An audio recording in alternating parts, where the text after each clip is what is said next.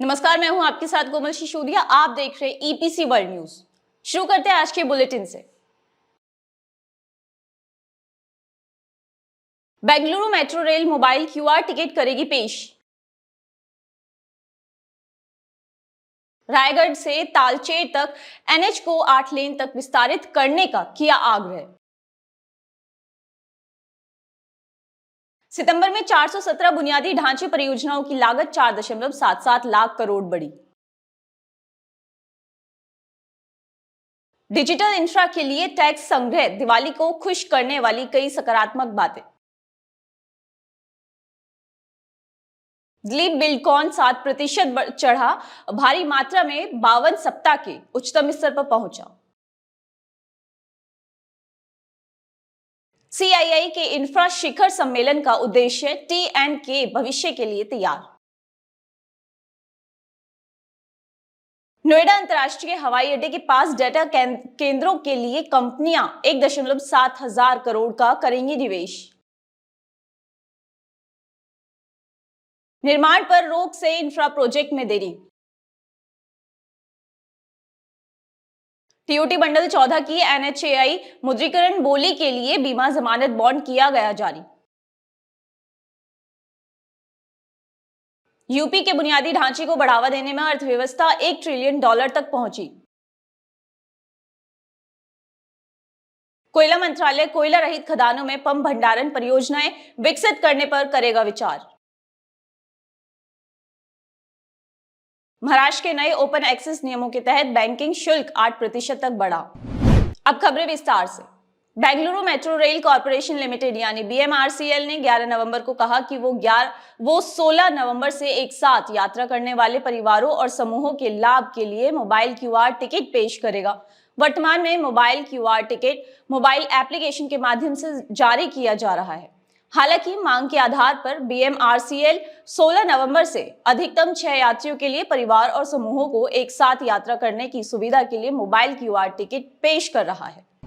केंद्रीय मंत्री धर्मेंद्र प्रधान ने अपनी कैबिनेट सहयोगी नितिन गडकरी को पत्र लिखकर क्षेत्र में औद्योगिकरण की सुविधा के लिए छत्तीसगढ़ के रायगढ़ और ओडिशा के तालचेर के बीच 2 राष्ट्रीय राजमार्गों को जोड़ने वाले एक आर्थिक गलियारे को 8 लेन तक विस्तारित करने के लिए कदम उठाने का आग्रह किया है।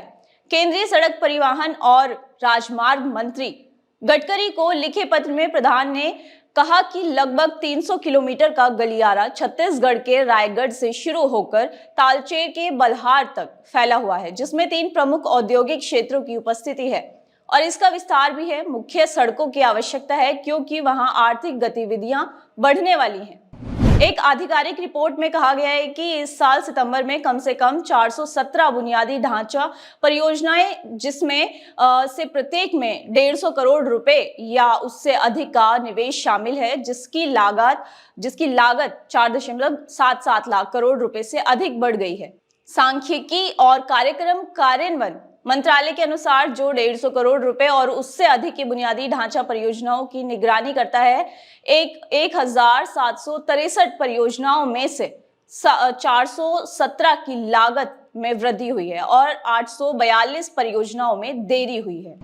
भारतीय रिजर्व बैंक यानी आरबीआई और केंद्र सरकार विशेषकर वित्त मंत्रालय की तत्परता के कारण मुद्रास्फीति काफी हद तक नियंत्रण में है। खाद्य और वस्तुओं की कम कीमतों और विशेष रूप से रूस से कच्चे तेल के आयात पर समझदार नीतियों ने मुद्रास्फीति की वार्षिक दर को 6% के आसपास बनाए रखने में मदद की है। इसलिए इससे अधिकांश अच्छी रेटिंग वाले उधारकर्ताओं के लिए बैंक ऋण की ब्याज दरें लगभग 9 से 10% और अधिकांश निर्यातकों के लिए लगभग 5 से 6% तक आरबीआई के पास रहती है। दिलीप बिल्डकॉन के शेयर 52 सप्ताह के उच्चतम स्तर 404 रुपए पर पहुंच गए, क्योंकि रुपए के आसपास मजबूत ऑर्डर बुक स्थिति के कारण कमजोर बाजार में भारी मात्रा के कारण सोमवार के इंट्राडे कारोबार में बीएसई पर 7% की बढ़ोतरी हुई है। सितंबर तिमाही के अंत में 24,000 करोड़, नवंबर के महीने में अब तक 10 कारोबारी दिनों में इंफ्रास्ट्रक्चर कंपनी द्वारा सितंबर तिमाही में Q2 FY24 के लिए मजबूत परिचालन प्रदर्शन पोस्ट करने के बाद स्टॉक में 32% का उछाल आया है। अप्रैल 2023 के बाद से डीबीएल का बाजार मूल्य 169 के स्तर से दोगुना से अधिक या 139% बढ़ गया है। 2030 तक $1 ट्रिलियन की अर्थव्यवस्था हासिल करने के तमिलनाडु के लक्ष्य को ध्यान में रखते हुए भारतीय उद्योग परिसंघ यानी CII 17 नवंबर को ताज वेलिंगटन म्यूज चेन्नई में एक इंफ्रा शिखर सम्मेलन का आयोजन कर रहा है, जिसमें सभी उद्योगों के नेताओं को चर्चा के लिए एक साथ लाया जाएगा।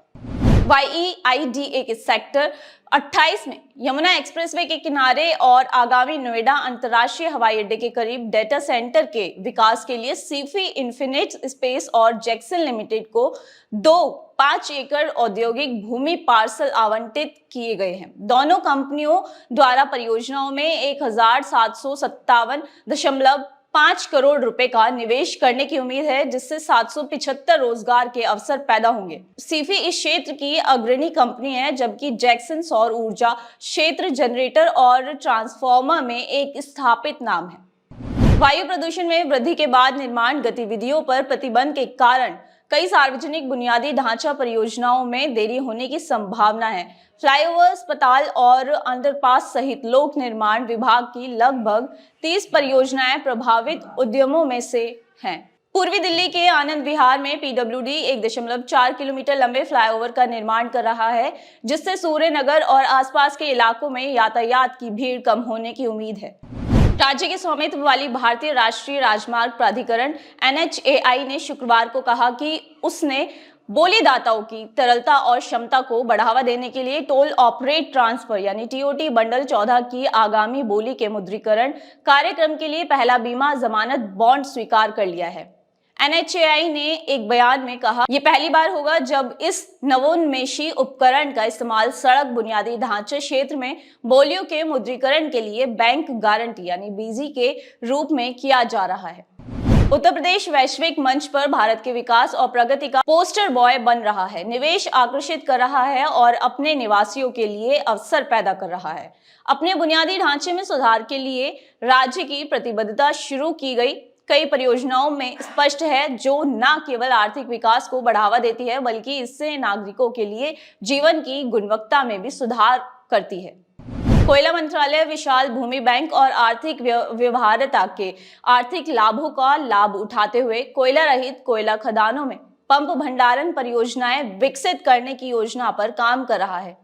योजना का उद्देश्य ऊर्जा के वैकल्पिक स्रोत की ओर विविधता लाना है। पंप भंडारण परियोजनाओं के माध्यम से कोयला क्षेत्र में विकास को बढ़ावा देने के लिए जल विद्युत विकसित करने के लिए और सौर ऊर्जा का उपयोग करने की योजना बनाई गई है। तो इस पहल का उद्देश्य दिन के दौरान और ऊर्जा के उपयोग करना और रात में पन बिजली का उत्पादन करना है।